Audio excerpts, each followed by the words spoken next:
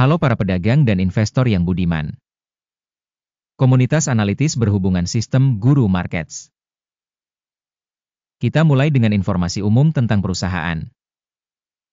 Sedikit lebih jauh, kita akan mempertimbangkan setiap parameter secara lebih rinci.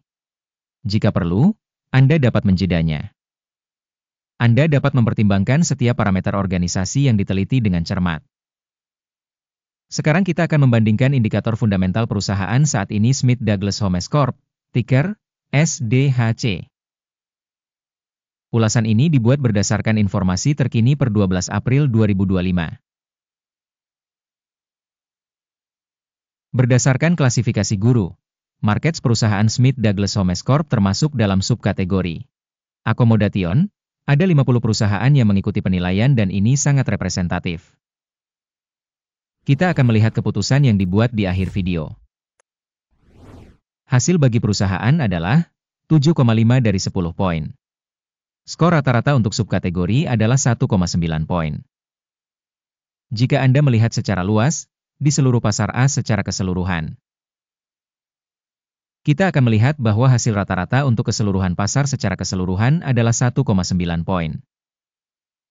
Dengan skor 7,5 untuk perusahaan Smith Douglas Homes. Membandingkan pergerakan harga saham suatu perusahaan Smith Douglas Homes dan saham subkategori. Kami melihat bahwa selama 12 bulan promosi Smith Douglas Homes menunjukkan perubahan sebesar minus 34,7%. Terhadap perubahan harga pada subkategori tersebut minus 10,4%. Ini jelas tidak menunjukkan apapun, tetapi fakta ini perlu diperhatikan. Kapitalisasi pasar perusahaan Smith Douglas Homes Corp. Adalah 0,17 miliar dolar.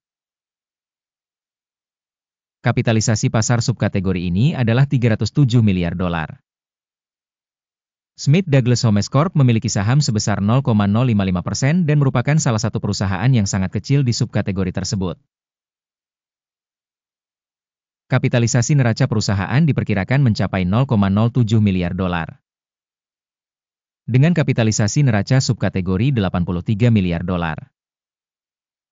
Smith Douglas Homes menyumbang porsi sebesar 0,088%.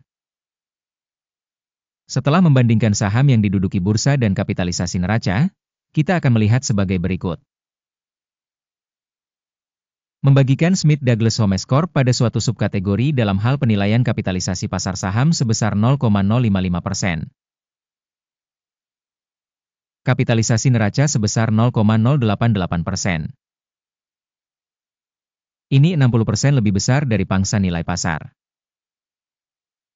Penilaian pangsa pasar dan kapitalisasi neraca perusahaan subkategori. Baik, 1 poin. Kewajiban utang organisasi berjumlah 0,006 miliar dolar.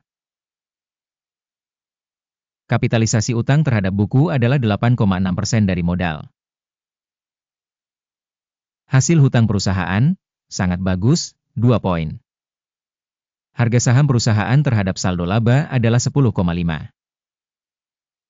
Rata-rata subkategori adalah 21,9 dan ini 52% lebih rendah dibandingkan rata-rata subkategori. Penilaian indikator harga pasar terhadap keuntungannya dibandingkan dengan organisasi subkategori. Sangat baik, 2 poin. Laba selama 12 bulan terakhir adalah 16 juta dolar.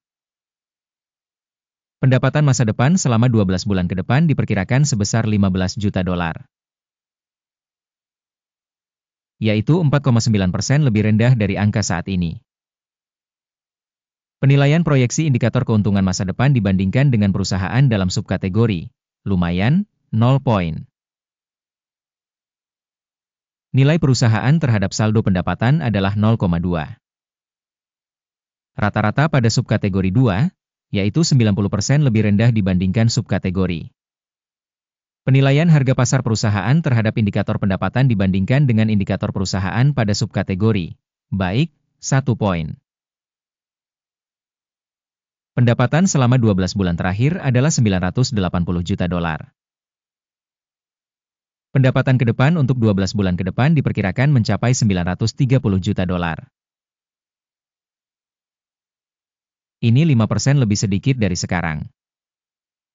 Penilaian prediksi indikator pendapatan masa depan dibandingkan dengan indikator perusahaan pada subkategori. Lumayan, 0 poin. Marine penjualan sebesar 1,7%, dengan rata-rata pada subkategori 9,3%.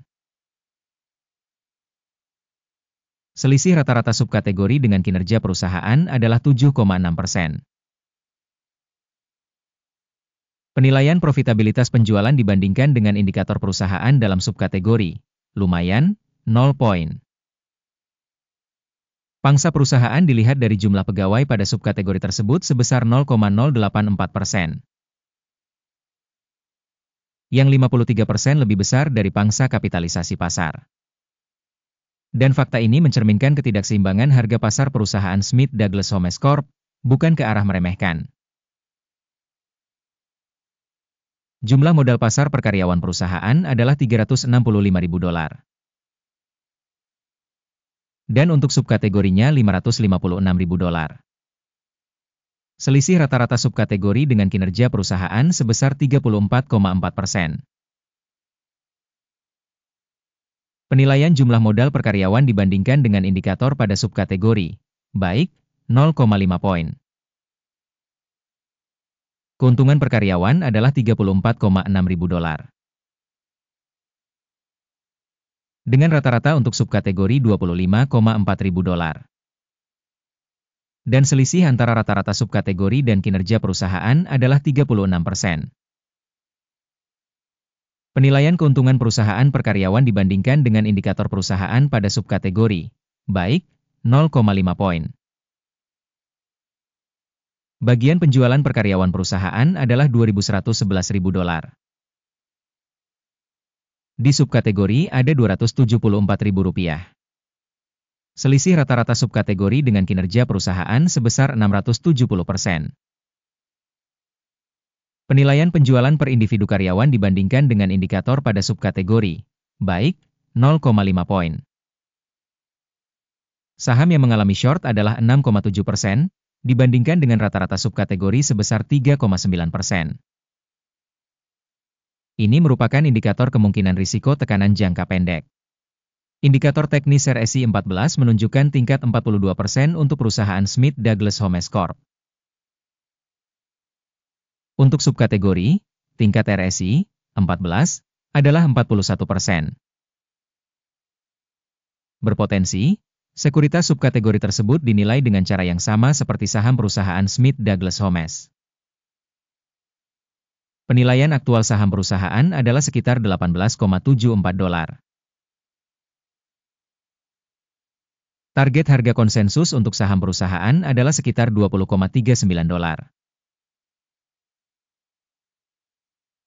Perbedaan antara perkiraan aktual dan perkiraan konsensus adalah sekitar 9%. Yuk lihat tabel ordernya. Sudah tersedia, linknya ada di komentar yang disematkan. Tabel pesanan benar-benar berisi semua keputusan yang dibuat secara publik musim ini oleh Sistem Informasi dan Referensi Guru Markets. Akses ke tabel pesanan benar-benar gratis dan terbuka, tautan di komentar yang dipasangi pin. Berdasarkan hasil penilaian surat berharga Smith Douglas Homes. Sistem penilaian informasi dan referensi guru, markets keputusan berikut dibuat. Membuka pesanan beli pada $18,75 per saham. Kesepakatan itu dibuka karena perusahaan tersebut memiliki rating yang relatif tinggi. Organisasi dinilai berdasarkan pendekatan penilaian indeks AKIM. Take profit ditetapkan pada pukul 21.42. Stop loss ditetapkan pada pukul 16.08. Jika order tidak ditutup dengan take profit atau stop loss. Dalam hal ini, order ditutup secara otomatis pada akhir perdagangan pada 12 Mei 2025. Atau pada hari perdagangan terakhir sebelum tanggal yang ditentukan. Jantung, ELME, akan menjadi transaksi penjualan seimbang. Video tentang pesanan penyeimbangan akan atau sudah dipublikasikan di saluran ini. Dalam hal penutupan salah satu pesanan, utama atau penyeimbang. Pesanan lain ditetapkan pada harga saat ini.